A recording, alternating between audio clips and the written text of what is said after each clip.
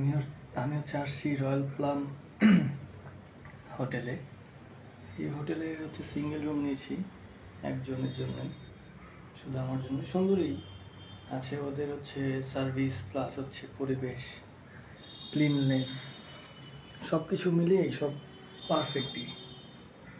এখানে হচ্ছে আপনার এই যে একটা মিরর আছে এখানে। আমার হচ্ছে একটা রুম ছোটোখাটোর মধ্যে কিন্তু পারফেক্ট, সব কিছু এখানে আছে দেওয়া।